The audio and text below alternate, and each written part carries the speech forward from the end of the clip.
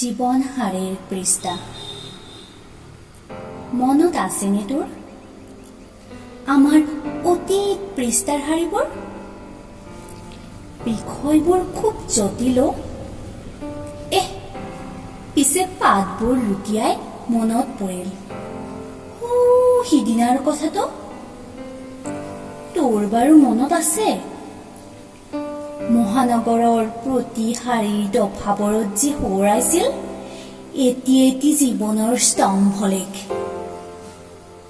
পল্টন বজাৰৰ ষ্টেচনৰ দাঁতিত মই অভিজ্ঞতা ল'বলৈ গৈছিলো।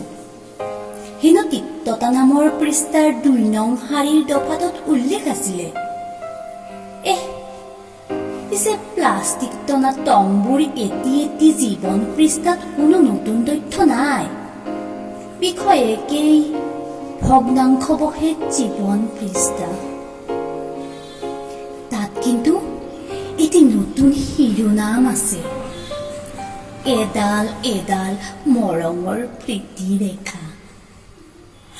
বৰ কঠিন এনাজৰীও সিহঁতৰ। পৃষ্ঠাবোৰত টুটিবলৈ নিদিয়ে।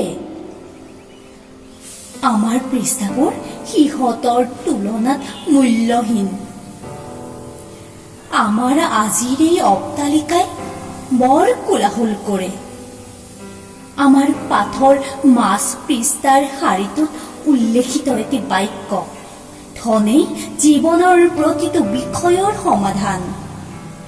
কিন্তু আজিচোন আমাৰ ধনৰাশিৰ মাজত বিচাৰি নাপাওঁ আবেগহনা মিঠা অনুভূতিবোৰ। নৈৰ কল কলনিও যেন আমাক আজি আমেজ দিবলৈও পাত্তাই নাপায়।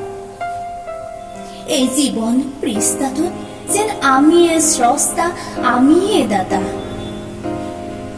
মহানগৰীত সুখৰ সন্ধানত ওলাই গৈ অন্ধধনীৰ মেৰ পাকত পৰি যাওঁ।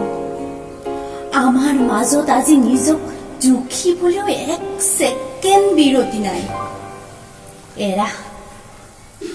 সেয়েতো বৃদ্ধাশ্ৰম নামৰ এটি পৃষ্ঠা আমাৰ মাজত জীয়াই আছে। কেৱল মাথো পৃষ্ঠাবোৰৰ দৰে আছে যিমানে, চকুৱে নামানে সিমানেই।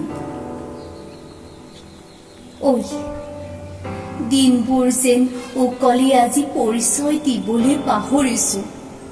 কিজানিবা কেতিয়াবা উচাত মাৰি আহি বৰ কোলাহলে জীৱনৰ প্ৰতিটো পৃষ্ঠাক মেৰ পাক দি ধৰিব আৰু অমানৱীয়তা, অনিশ্চয়তাৰ জোকাৰণিবোৰৰ মাজত বিলীন হৈ যাব আমাৰ প্ৰতিটো শাৰীৰ শব্দ।